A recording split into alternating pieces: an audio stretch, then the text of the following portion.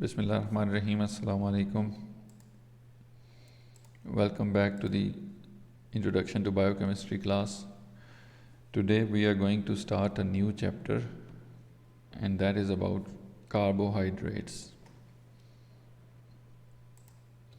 So in this lecture we are going to discuss about carbohydrates, what are carbohydrates, their introduction, important properties, and then we'll try to learn about their classification. How do we classify them into different kinds of molecules? And then we'll discuss those classes one by one individually. So these will be the main concepts in the current lecture. Carbohydrates are the most abundant biomolecules on earth. You should know that in all the biomolecules that are present on earth, carbohydrates are the most abundant. It means that they are found in the most quantity.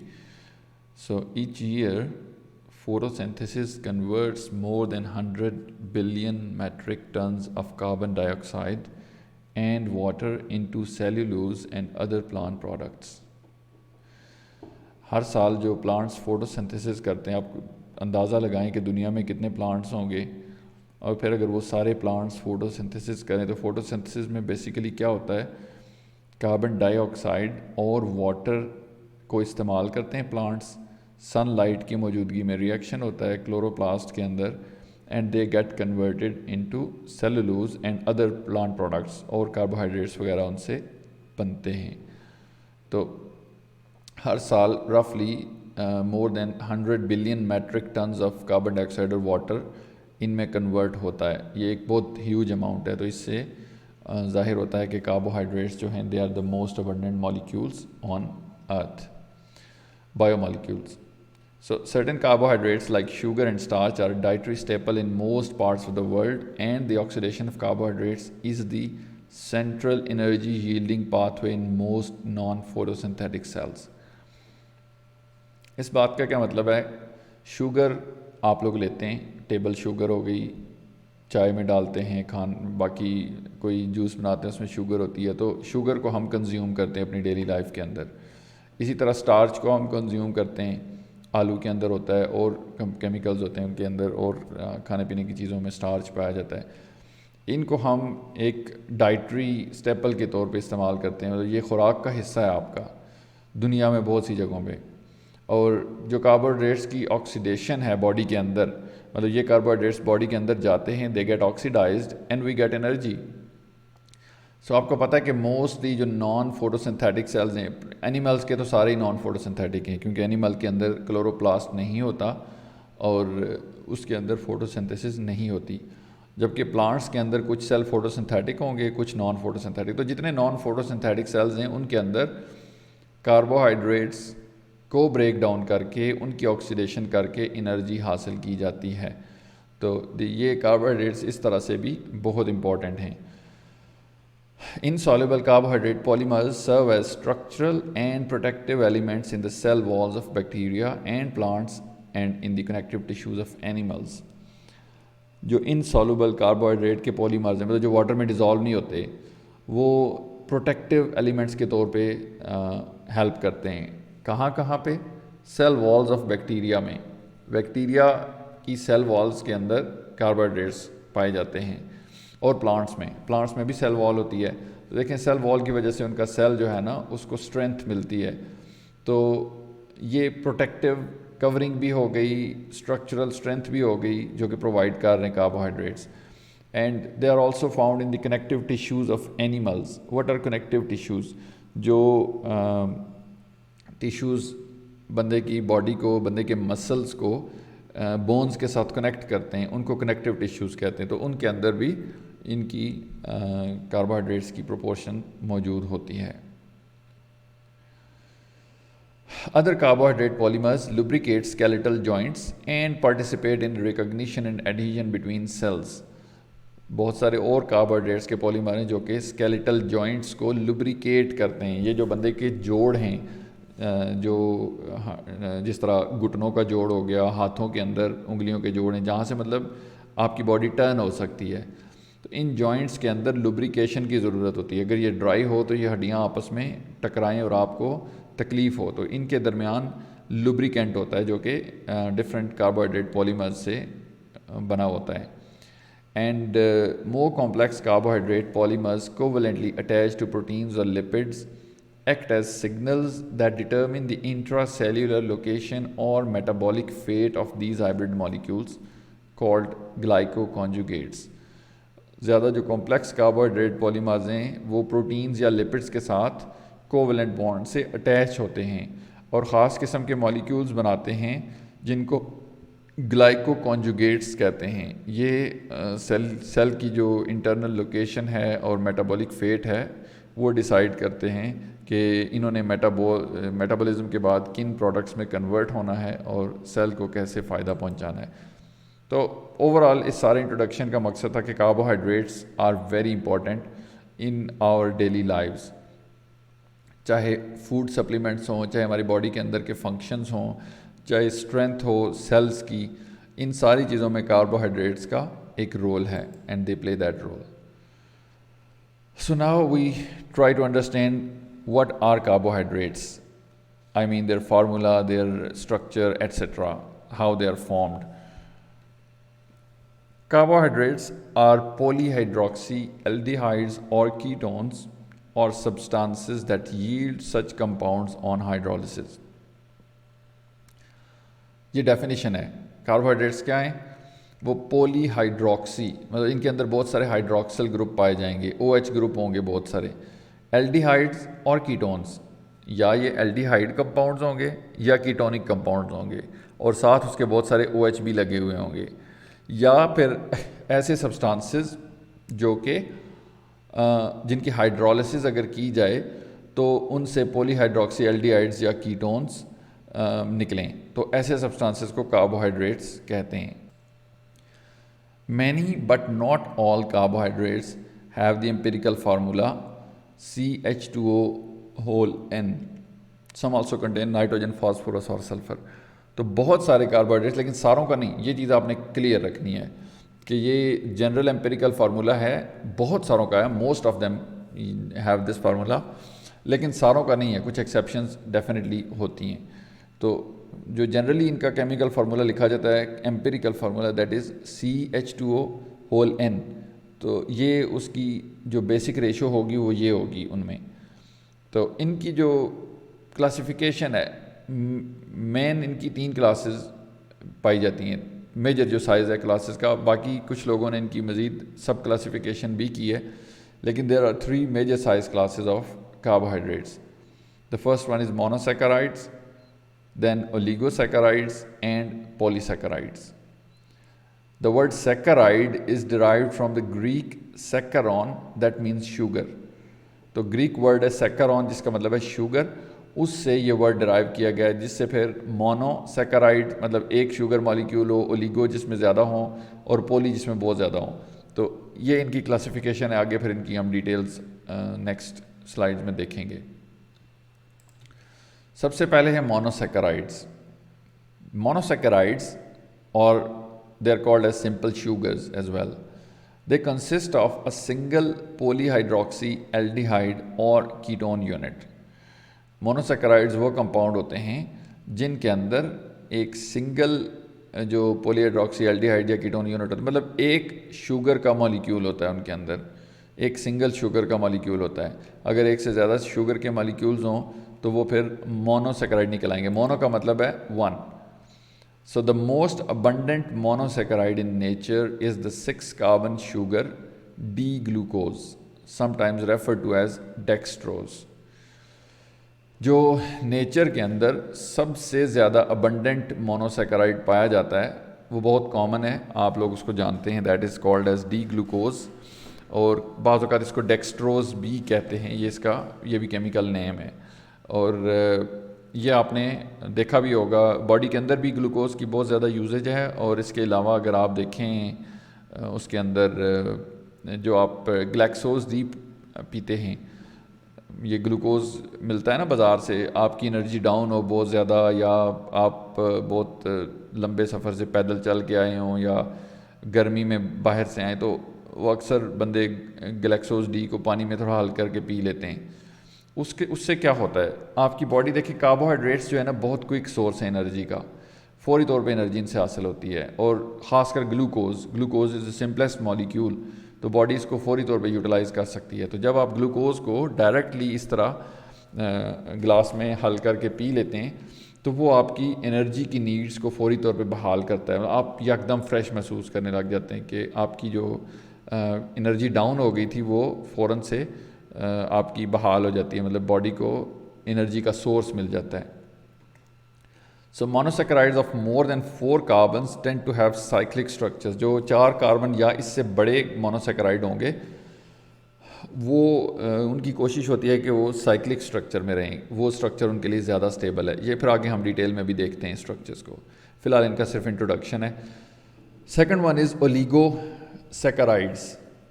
Oligosaccharides consist of short chains of monosaccharide units or residues joined by characteristic linkages called glycosidic bonds।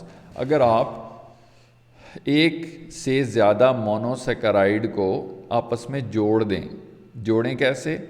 Through a specific bond और specific linkage called glycosidic bond. उनके दरमियान glycosidic bond बना के उन्हें जोड़ दें तो वो जो रिजल्टेंट कंपाउंड होगा वो ओलिगोसेकेराइड कहलाएगा। ये जनरल इसकी क्लास का नाम है।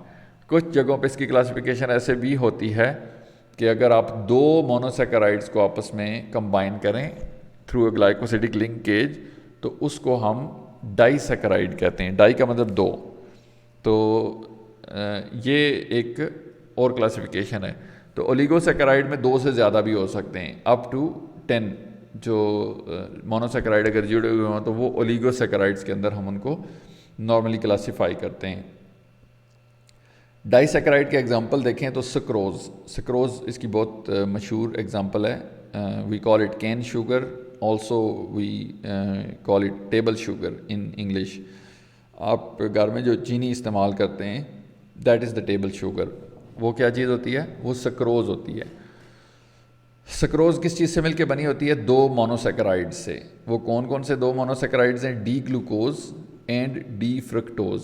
ये दोनों मॉलिक्यूल जब आपस में ग्लाइकोसिडिक बॉन्ड के ज़रिए से जुड़ जाते हैं तो रिजल्टेंट जो कंपाउंड है उसको सक्रोज कहते हैं। ठीक हो गया? तो all common monosaccharides and disaccharides have names ending with the suffix ओज।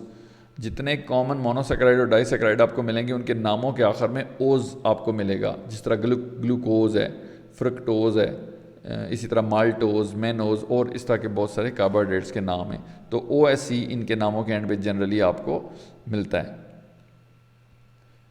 The next one is polysaccharides. Polysaccharides क्या हैं? They are sugar polymers containing more than 20 or so monosaccharide units. इनमें ज़्यादा 20 से ज़्यादा यूनिट्स अगर हो जाएं तो फिर इनको पॉलीसेकेराइड्स कहेंगे। फिर बहुत बड़ी बड़ी इनकी चेन्स बनती हैं and some have hundreds of thousands of units. और कुछ पॉलीमर्स के अंदर लाखों के हिसाब से मोनोमर्स आपस में जुड़े हुए होते हैं। वो इतने बड़े बड़े पॉलीमर्स हैं तो उनको पॉलीसेकेराइड्स कहते हैं। Some polysaccharides such as cellulose are linear chains, others such as glycogen are branched. अब इनमें 2 तरीके हो सकते हैं इनके जुड़ने के, या वो लीनियर चेन्स के तौर पे आपस में जुड़ सकते हैं या ब्रांचेस उनकी बन सकती हैं। तो अगर लीनियर चेन्स हो मतलब सीधे सीधे आपस में एक चेन के साथ दूसरी, दूसरी के साथ तीसरी, इस तरह से कनेक्टेड हैं। लेकिन अगर ब्रांचेस बना लें कि एक के साथ दूसरी और फिर एक ऊपर या नीचे उसके और चेन लग जाए, डिफरेंट ब्रांच, जिस तरह आपने पढ़ा था ना स्ट्रेट चेन हाइड्रोकार्बन और ब्रांच चेन हाइड्रोकार्बन, इस तरह का सीन क्रिएट हो जाए तो वो डिफरेंट होंगे। तो लीनियर वालों की एग्जांपल सेलुलोज है और ब्रांच्ड वंस की ग्लाइकोजन है। ग्लाइकोजन भी बॉडी के अंदर एनर्जी स्टोरेज या एनर्जी रिजर्व है, जो कि इसकी डिटेल भी आगे हम देखेंगे। Both glycogen and cellulose consist of recurring units of D glucose but they differ in the type of glycosidic linkage and consequently have strikingly different properties and biological roles. जो glycogen और cellulose है इन दोनों के अंदर होता क्या? Glucose ही होता है। डी ग्लूकोज जुड़ा हुआ होता है मुख्तलिफ तरतीब में, लेकिन दोनों के अंदर जो ग्लाइकोसिडिक लिंकेजेस हैं वो डिफरेंट हैं, और इसी वजह से इनकी जो प्रॉपर्टीज़ हैं वो एक दूसरे से बहुत डिफरेंट हैं और बायोलॉजिकल रोल्स भी बहुत डिफरेंट हैं। अब हम आते हैं पहली क्लास की तरफ, that is monosaccharides and disaccharide. अभी तक तो इंट्रोडक्शन था, what are carbohydrates, their classification. अब हम इस क्लासिफिकेशन की डिटेल्स को देखेंगे। तो सबसे पहले हम मोनोसैकेराइड्स और डाइसैकेराइड्स को डिस्कस करेंगे। Monosaccharides are the simplest carbohydrates. They are either aldehydes or ketones with 2 or more hydroxyl groups. The 6 carbon monosaccharides, glucose and fructose have 5 hydroxyl group. तो जो मोनोसैकेराइड हैं ये सादा तरीन कार्बोहाइड्रेट्स होंगे, और या ये एल्डिहाइड्स होंगे या कीटोन्स होंगे। अब इनके अंदर बहुत सारे हाइड्रोक्सिल ग्रुप भी पाए जाएंगे। ये इनकी टिपिकल जो है ना वो डेफिनेशन है, या इनका इंट्रोडक्शन है कि इनके अंदर या ये एल्डिहाइड होते हैं या कीटोन होते हैं, और इनके पास बहुत सारे हाइड्रोक्सिल ग्रुप होते हैं एक्स्ट्रा। तो many of the carbon atoms to which hydroxyl groups are attached are chiral centres which give rise to the many sugar stereoisomers found in nature. ये बड़ी ख़ास बात है। पहले पता नहीं आप लोगों ने कायरल सेंटर का कॉन्सेप्ट पढ़ा है या नहीं पढ़ा, लेकिन अभी हम इसको अगर नहीं पढ़ा तो थोड़ा सा पढ़ लेते हैं। बहुत सारे जो कार्बन एटम्स हैं जिनके साथ हाइड्रोक्सिल ग्रुप जुड़े होते हैं वो कायरल सेंटर्स भी होते हैं, और उस वजह से बहुत सारे उनके स्टीरियोआइसोमर्स भी बनते हैं। कायरल सेंटर क्या होता है? ऐसा कार्बन एटम जिसके साथ 4 डिफरेंट ग्रुप्स अटैच हों। 4 डिफरेंट ग्रुप्स, ये याद रखनी है आपने। अगर एक जैसे होंगे तो वो कायरल नहीं रहेगा, वो ए कायरल हो जाएगा। अगर उसके साथ 4 डिफरेंट फंक्शनल ग्रुप्स अटैच हैं तो उसको कायरल कार्बन कहेंगे। कायरल सेंटर भी कहेंगे, स्टीरियो सेंटर भी कहेंगे, एसिमेट्रिक सेंटर भी कहेंगे, ये उसके डिफरेंट नेम्स हैं। या स्टीरियोजेनिक कार्बन भी कहेंगे, स्टीरियोजेनिक सेंटर भी कहेंगे, ये उसके बहुत सारे मुख्तलिफ नाम हैं, लेकिन बाय डेफिनेशन एक ही चीज़ है। और इसकी वजह से क्या होता है कि स्टीरियो आइसोमर्स जन्म लेते हैं। आइसोमर्स क्या होते हैं? ऐसे कंपाउंड्स जिनका मॉलिक्यूलर फार्मूला सेम हो लेकिन स्ट्रक्चर डिफरेंट हो, उनको आइसोमर्स कहते हैं। उनकी फिर डिफरेंट टाइप्स हमने पढ़ी हुई हैं। स्टीरियो आइसोमर्स वो आइसोमर्स होते हैं जो कि उनका मॉलिक्यूलर फार्मूला भी एक जैसा हो, स्ट्रक्चरल जो कनेक्टिविटी है वो भी एक जैसी हो, लेकिन स्पेस के अंदर 3 डायमेंशंस के अंदर उनकी जो अरेंजमेंट ऑफ एटम्स है वो डिफरेंट हो, उनको स्टीरियो आइसोमर्स कहते हैं। अभी इसके एग्जांपल हम देखते हैं आगे, अभी इस चीज़ को हम डिस्कस करेंगे कमिंग स्लाइड्स में, तो फिर हम इसको क्लैरिफाई करते हैं। मोनोसैकेराइड्स क्या होते हैं? They are colourless crystalline solids that are freely soluble in water but insoluble in non polar solvents. Monosaccharides क्या हैं? ये कलरलेस हैं और क्रिस्टलाइन सॉलिड्स हैं, वाटर के अंदर फ्रीली सॉल्युबल हैं, लेकिन नॉन पोलर सॉल्वेंट्स के अंदर इनसॉल्युबल हैं। ठीक हो गया? क्योंकि आपको पता ना इनके पास बहुत सारे हाइड्रोक्सिल ग्रुप होते हैं, OH ग्रुप होते हैं, तो वाटर के अंदर वो इसलिए इजीली सॉल्युबल हैं कि वाटर के साथ वो हाइड्रोजन बॉन्डिंग कर सकते हैं, और जो नॉन पोलर सॉल्वेंट्स होंगे उनके साथ इनकी नहीं लगेगी, उनके साथ इनकी सॉल्युबिलिटी नहीं बनेगी, क्योंकि ये बहुत पोलर कंपाउंड्स होते हैं। Most of the monosaccharides have a sweet taste. इनको इसलिए शुगर्स भी कहते हैं। बहुत मतलब शुगर्स एक क्लास है। शुगर का हरगिज़ मतलब सिर्फ घर वाली चीनी नहीं है, it is a class of compounds. Most of the monosaccharides are called and disaccharides they are called as sugars. तो ये स्वीट इन टेस्ट होते हैं बहुत सारे। The backbones of common monosaccharide molecules are unbranched carbon chains in which all the carbon atoms are linked by single bonds. तो इनकी जो backbone है इसमें बहुत सारे मोनोसैकेराइड आपस में जुड़े हुए होते हैं थ्रू सिंगल बॉन्ड्स। और in the open chain form one of the carbon atom is double bonded to an oxygen atom to form a carbonyl group. Each of the other carbon atom has a hydroxyl group. इनका जो structure होता है open chain form में, अगर इसको देखें तो जो एक कार्बन एटम होता है उसके साथ ऑक्सीजन का डबल बॉन्ड होता है, उसको कार्बोनिल ग्रुप कहते हैं। ये तो आपको पता है कि कार्बोनिल ग्रुप क्या होता है। और उसके अलावा जो बाकी कार्बन्स होते हैं, हर कार्बन के पास एक OH ग्रुप मौजूद होता है। तो वो कार्बोनिल ग्रुप एल्डिहाइड भी हो सकता है, कीटोन भी हो सकता है, लेकिन बाकी जितने कार्बन होंगे हर कार्बन के पास एक हाइड्रोक्सिल ग्रुप भी पाया जाता है normally. If the carbonyl group is at the end of the carbon chain, that is it is an aldehyde group, the monosaccharide is an aldose। इसको देखें, अगर कार्बोनिल ग्रुप एंड पे है यानी कि आगे वो H है और ये एक एल्डिहाइडिक ग्रुप बन जाता है, तो जो रिजल्टेंट मोनोसेकेराइड होगा इसको हम एल्डोज कहेंगे या फिर एल्डोज शुगर बी कहेंगे। ठीक है, अगर आपके पास एल्डिहाइड ग्रुप हो एंड पे तो। और अगर ये if the carbonyl group is at any other position, मतलब पहली पोजीशन पे ना हो, कहीं और हो, ये देखें सेंटर में हो या इसके अलावा कहीं अगर बड़ा मॉलिक्यूल है तो किसी और जगह पे हो, तो इस केस में ये अब एल्डिहाइड ग्रुप नहीं है, ये कौन सा ग्रुप है, ये कीटोन ग्रुप है। और अब हम इसको क्या कहेंगे, कीटोज कहेंगे या कीटोज शुगर कहेंगे इस मॉलिक्यूल को। ये एल्डोज हो गई जहाँ एल्डिहाइड ग्रुप पाया जाएगा, और जहाँ कीटोन ग्रुप पाया जाएगा ये कीटोज हो गई। तो ये ग्लिसरॉल्डिहाइड है। और the simplest monosaccharides are the 2,3 carbon trioses. ये सिंपलेस्ट मोनोसेकेराइड है, मतलब इनसे छोटा मोनोसेकेराइड पॉसिबल नहीं है। सबसे छोटा जो मॉलिक्यूल मोनोसेकेराइड का वो ये।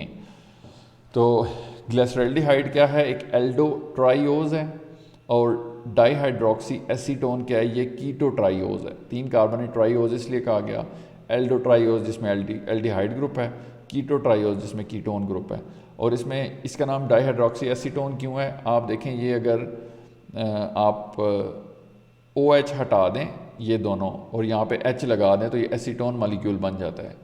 तो यानी कि एक हाइड्रोजन को OH से रिप्लेस किया गया है दोनों केस में, तो इसलिए डाई हाइड्रोक्सी यानी कि 2 हाइड्रोक्सी ग्रुप आ गए, बाकी एसीटोन का मॉलिक्यूल है, तो डाई हाइड्रोक्सी एसीटोन इसका नाम बनता है। Monosaccharides with 4, 5, 6 and 7 carbon atoms in their backbones are called respectively. अब इनको क्या कहेंगे, जो 4 कार्बन वाले मोनोसेकेराइड हैं इनको टेट्रोजेस कहेंगे, 5 वालों को पेंटोजेस, 6 वालों को हेक्सोजेस, 7 वालों को heptoses and so on. There are aldoses and ketoses of each of these chain lengths, aldotetroses, ketotetroses, aldopentoses, ketopentoses and so on. मतलब जो इनके एल्डोज या कीटोज शुगर होंगे इन चेन लेंथ्स के, उनको फिर इस तरह से नाम देंगे, मतलब ये उनकी क्लास का नाम होगा। अगर 4 कार्बन वाला जो है वो शुगर है तो उसको, और एल्डिहाइडिक ग्रुप है उसके अंदर, तो उसको एल्डो टेट्रोज कहेंगे।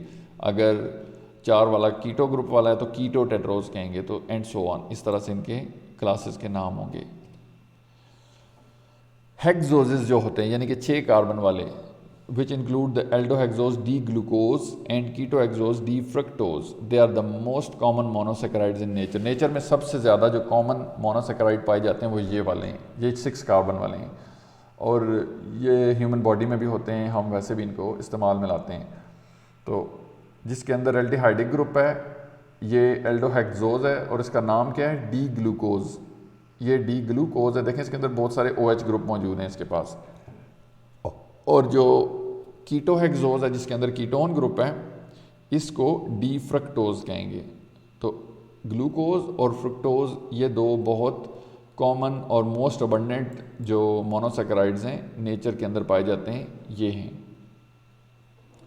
अगर 5 कार्बन वालों को देखें, एल्डोपेंटोजेस, इसमें डी राइबोज आ जाता है, and two deoxy D ribose are components of nucleotides and nucleic acid. ये वाले जो कार्बोहाइड्रेट्स हैं 5 कार्बन वाले, ये न्यूक्लियोटाइड्स और न्यूक्लिक एसिड के कंपोनेंट हैं, मतलब उनमें पाए जाते हैं। एक एल्डोज है उसी तरह, और एक कीटोज है।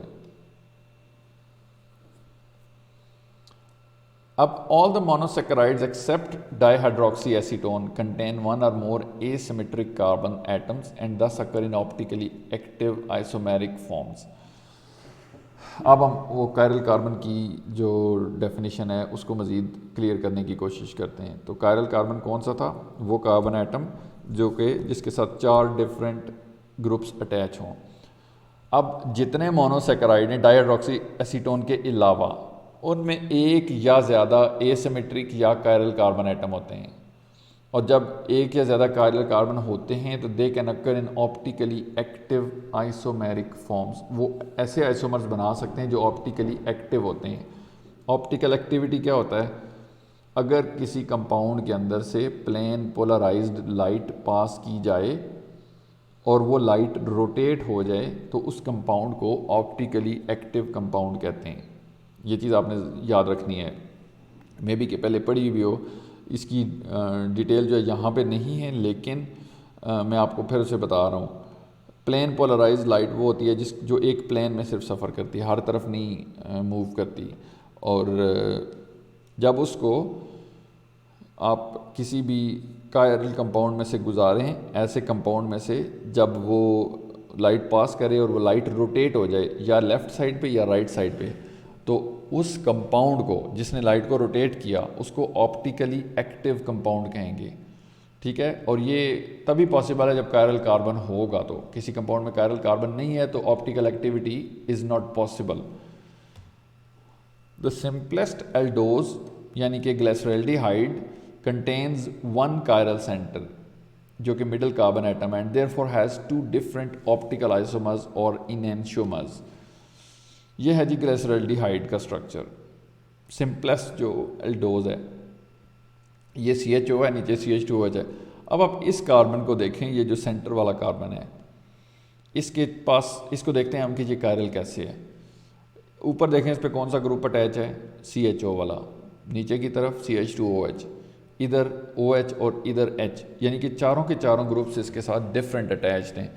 इट मीन्स कि ये कार्बन कायरल कार्बन है या एसिमेट्रिक कार्बन है या स्टीरियोजेनिक सेंटर है। तो अब जब ये सिचुएशन होगी तो इसका एक मिरर इमेज पॉसिबल है। अगर आप इसको मिरर में देखें, ये देखें, इसको मिरर में देखें तो ये ऐसा दिखेगा। इसको मिरर में देखें तो ये OH मिरर में इसके सामने नज़र आएगा ना, इस तरह से। और ये H चूँकि पीछे है तो ये मिरर में भी दूर नज़र आएगा। बाकी चीज़ें वैसी ही हैं। अब ये वाला कंपाउंड जो है ये इसका मिरर इमेज है, यानी कि उसके बिल्कुल अपोजिट दिखता है। और ये दोनों एक दूसरे के स्टीरियो आइसोमर हैं, यानी कि देखिए इनका कनेक्टिविटी भी सेम है। कार्बन के साथ इधर CHO है, इधर भी CHO है। कार्बन के साथ हाइड्रोजन है, यहाँ भी हाइड्रोजन है। फिर कार्बन के साथ OH है, इधर भी है। CH2OH है, यहाँ भी है। अब इनका मॉलिक्यूलर फार्मूला भी सेम है, स्ट्रक्चर भी सेम है, लेकिन स्पेस के अंदर इनकी कनेक्टिविटी डिफरेंट है। यहाँ पे OH राइट साइड पे अटैच है, यहाँ पे लेफ्ट साइड पे, मतलब ये एक दूसरे के मिरर इमेज बन जाते हैं। ऐसे कंपाउंड जिनमें एक कायरल सेंटर हो और वो एक दूसरे के मिरर इमेज हों उनको इनएंशियोमर्स कहते हैं। उनको क्या कहते हैं? इनएंशियोमर्स। अब इनएंशियोमर्स होते हैं वो ऑप्टिकली एक्टिव होते हैं। एक इनएंशियोमर अगर लाइट को राइट साइड पे रोटेट करता है तो दूसरा लेफ्ट साइड पे रोटेट करता है, एक दूसरे के बिल्कुल अपोजिट करेंगे। ठीक हो गया। और ये वाला जो इनएंशियोमर है जिसके अंदर ये OH राइट साइड पे लगा है, इसको डीग्लिसरॉल्डिहाइड कहते हैं। ये शुरू से साइंटिस्ट ने नाम दे दिया ऐसे और ऐसे ही चल रहा है। और दूसरे वाला जिसके अंदर OH लेफ्ट साइड पे लगा है इसको L-ग्लिसरॉल्डिहाइड कहते हैं। ठीक हो गया। ये इनकी दो कन्वेंशंस हैं, D-ग्लिसरॉल्डिहाइड और L-ग्लिसरॉल्डिहाइड। ये ऊपर ये चीज़ बताई गई है। As for other biomolecules with chiral center, the absolute configuration of sugars are known from X-ray crystallography। तो ये जो absolute configuration है कि शुगर D है या L है या OH की लगा, ये एक्सरे क्रिस्टलोग्राफी से पता चलता है। मतलब ये टेक्निक है जो कि आपको कंपाउंड्स के एग्जैक्ट स्ट्रक्चर बताती है और उनकी स्टीरियोकेमिस्ट्री भी आप फाइंड कर सकते हैं। तो ये जो आपको नीचे डायग्राम्स नज़र आ रही हैं ये स्टीरियोकेमिस्ट्री शुगर्स की प्रेजेंट करने के लिए बहुत इजी डायग्राम्स हैं। इनको फिशर प्रोजेक्शन फार्मूलाज कहते हैं। देखें वैसे इस तरह स्ट्रेट चेन हम नहीं कंपाउंड्स को इस तरह लिखते, स्ट्रेट सीधे बॉन्ड लगा के। कार्बन टेट्राहेड्रल होता है तो उसके बॉन्ड भी ऐसे ही ड्रा करते हैं हम, लेकिन इस ऐसे फार्मूला या ऐसे स्ट्रक्चर को फिशर प्रोजेक्शन फार्मूला कहते हैं। अगर मैं इसका नॉर्मली फार्मूला बनाना चाहूँगा, फॉर एग्जांपल ये कार्बन है और ये अगर CHO में इसमें इधर लिख देता हूँ और यहाँ पे H है। अब दो जो होंगे बॉन्ड्स वो ऐसे ड्रॉ करने पड़ेंगे, एक इस तरह और एक इस तरह। तो यहाँ पे लेट्स से कि OH है, ये मैं थोड़ा रेंडमली ड्रॉ कर रहा हूँ, अभी मैं उसके हिसाब से बिल्कुल एक्यूरेट में भी कि ये ना हो, लेकिन आपको समझाने के लिए कि इसका स्ट्रक्चर हम इस तरह से भी बना सकते हैं। अब ये लाजमी नहीं है ये D हो, ये DL ये चेक करना पड़ेगा, CH2OH। अब नॉर्मली जो हम केमिस्ट्री में फार्मूला बनाते हैं वो इस तरह का फार्मूला बनाते हैं, ये डैश और वेज स्ट्रक्चर है, लेकिन ये जो इस तरह का स्टाइल है इसको फिशर प्रोजेक्शन फार्मूला कहते हैं। और ये फार्मूले शुगर्स के अंदर बड़े इंपॉर्टेंट और बड़े इजीली समझ आ जाते हैं। अगर सारी शुगर्स को हम इस तरह डैश एंड वेज में बनाना शुरू करें तो जो बड़े मॉलिक्यूल्स हैं वो ज़्यादा परेशानी का बायस बन सकते हैं, मतलब it will be hard to understand them easily. तो फिशर प्रोजेक्शंस बड़ी हेल्प करती हैं यहाँ पे। In general, a molecule with n chiral centers can have 2 raised to the power n stereoisomers। अब ये चीज़ इंपॉर्टेंट है कि अगर chiral centers कितने हों 1 2 3 4 तो उसके stereoisomer कितने पॉसिबल होंगे ये आप कैलकुलेट कर सकते हैं। अगर n chiral center हों तो 2 raised to the power n का फार्मूला लगा के तो आप उसके stereoisomers कैलकुलेट कर सकते हैं। फॉर एग्जांपल ग्लिसरल्डिहाइड के अंदर एक ही chiral center है तो 2 raised to the power 1 जो है वो कितनी होगी 2। इट मीन्स के ग्लिसरल्डिहाइड के 2 ही स्टीरियो आइसोमर्स पॉसिबल हैं और वो ये ड्रा हुए हैं, एक डी ग्लिसरल्डिहाइड है एक एल ग्लिसरल्डिहाइड है। अगर आप एल्डोहेक्सोसिस को देखें जिनके अंदर 4 कायरल सेंटर होते हैं, एल्डोहेक्सोसिस मतलब 6 कार्बन वाले जो शुगर्स हैं उनके अंदर 4 कायरल सेंटर होते हैं, तो 2 raised to the power 4 अगर आप करें तो ये 16 बनता है, तो उनके 16 स्टीरियो आइसोमर्स पॉसिबल हैं। The stereo isomers of monosaccharides of each carbon chain length can be divided into 2 groups that differ in the configuration about the chiral center most distant from the carbonyl carbon। जो stereoisomers है ना monosaccharide के, उनकी जो chain length है उन्हें 2 groups में divide कर सकते हैं। और देखना क्या है हमने, जो chiral सेंटर है सबसे ज़्यादा दूर कार्बोनिल कार्बन से उसकी कन्फिगरेशन को देखना है। ये देखें ये आपका कार्बोनिल ग्रुप है, इधर ये है, इससे जो सबसे दूर कार्बन है ये ब्लू वाला, इसकी कॉन्फ़िगरेशन क्या है इसको आपने चेक करना है। तो इस हिसाब से आप उसको डिसाइड कर सकते हैं कि अच्छा सॉरी ये CH2OH नहीं है, ये हम इसकी बात करें जो कायरल है। CH2OH कायरल तो नहीं है ना, उसके साथ तो 2 हाइड्रोजन लगे हैं एक जैसे हैं। ये वाला जो कार्बोनिल से सबसे दूर कायरल कार्बन होता है, चूँकि ये तो है ही 3 एटम तो इसके तो ये यही वाला है। अगर आप 6 कार्बन वाला को देखेंगे तो उससे जो सबसे दूर होगा उसकी कन्फिगरेशन को देखेंगे। अगर तो ये कन्फिगरेशन डी ग्लिसरल्डिहाइड से मिलती होगी तो उसको हम डी का नाम देंगे। अगर ये कन्फिगरेशन एल ग्लिसरल्ड यानी कि OH लेफ्ट साइड पे होगा तो वो एल होगा, OH राइट साइड पे होगा तो वो डी होगा। तो उनको फिर रेस्पेक्टिवली आप डी आइसोमर या एल आइसोमर कहते हैं। When the hydroxyl group on the reference carbon is on the right, ये वही अभी जो बात मैंने आपको बताई है कि अगर राइट साइड पे उस पर पाया जाएगा ये जो दूर वाला कार्बन है तो उसको डी आइसोमर कहेंगे, और लेफ्ट पे पाया जाएगा तो उसको एल आइसोमर कहेंगे। तो जो एल्डोहेक्सोसिस हैं यानी कि उसके अंदर 4 कायरल सेंटर होते हैं। 4 कायरल सेंटर का क्या मतलब है कि 16 स्टीरियो आइसोमर पॉसिबल हैं। उन 16 में से 8 डी होते हैं और 8 एल होते हैं, मतलब 8 एनेंशियोमेरिक पेयर्स होते हैं।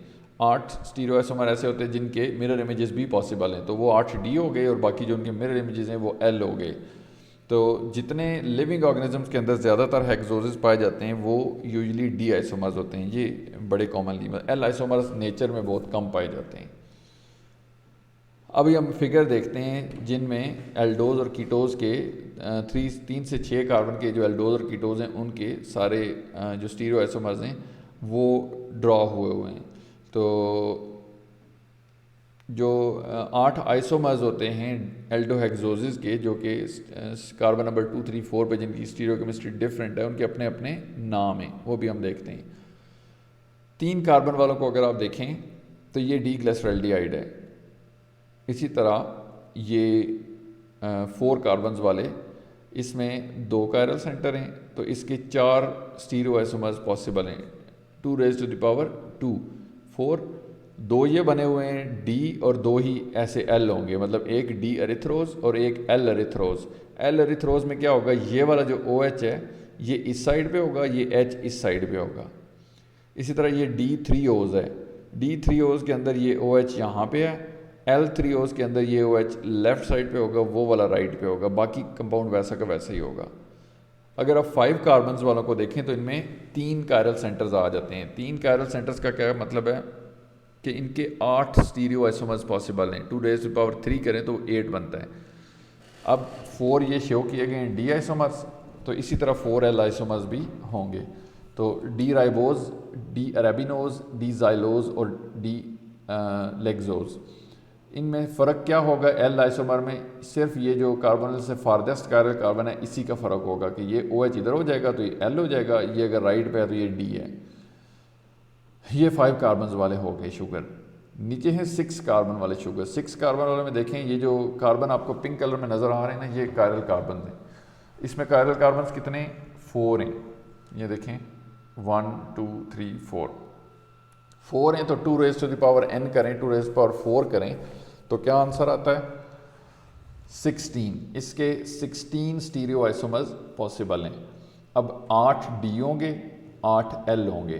तो ये D जो है इनके क्या क्या नाम हैं? D allose, D altrose, D glucose, D mannose, D gulose, D idose, D galactose and D टेलोज।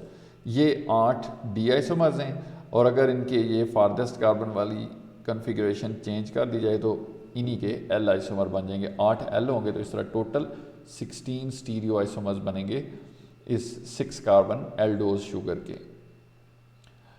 The 4 and 5 carbon ketoses are designated by inserting UL into the name of a corresponding aldose. For example, D-ribulose is the ketopentose corresponding to the aldopentose D-ribose। मतलब वो कहता है कि अगर aldose sugar के अंदर कीटोज group आ जाए तो सिर्फ UL का इजाफा होता है। फॉर एग्ज़ाम्पल कि अगर डी एरिथ्रोज होता है ये वाला कंपाउंड एल्डिहाइड ग्रुप के साथ, अगर इसके अंदर कीटोन ग्रुप आ गया तो इसको डी एरेथ्रुलोज कह दिया गया है, मतलब UL के बीच में इजाफा किया गया। इसी तरह डी राइबोज जो होता है एल्डोपेंटोज है, लेकिन अगर इसको कीटोपेंटोज बना दें तो ये डी राइबोलोज हो जाएगा, UL का इजाफा हो जाएगा बीच में। तो ये डिफरेंस है इनके दरमियान। अच्छा, monosaccharides have asymmetric centre. The ketohexoses are named otherwise. ये जो अभी हमने एल्डोहेक्सोजेस का पढ़ा जिसमें UL का इजाफा करते हैं तो राइबोज से रिबुलोज बन जाता है। राइबोज पेंटोज एल्डोपेंटोज है, मतलब एल्डोज शुगर है, और रिबुलोज कीटोज शुगर है। इसी तरह एरेथ्रोज एल्डोज शुगर है तो एरेथ्रुलोज उसकी कीटोज शुगर बन जाएगी। कीटोहेक्सोजेस को कैसे नाम देते हैं? इनके और नाम भी मौजूद हैं। फॉर एग्जांपल फ्रक्टोज जो नेम है ये लैटिन लफ्ज़ फ्रक्टस से आया है। फ्रक्टस मीन फ्रूट। अब बहुत सारे फ्रूट्स के अंदर ये शुगर पाई जाती है। फ्रक्टोज शुगर बहुत कॉमन है। बहुत सारे फ्रूट, ये जो जितने फ्रूट्स आपको स्वीट मिलते हैं ज़्यादातर उनके अंदर ये शुगर होती है जिसकी वजह से वो स्वीट इन टेस्ट होते हैं।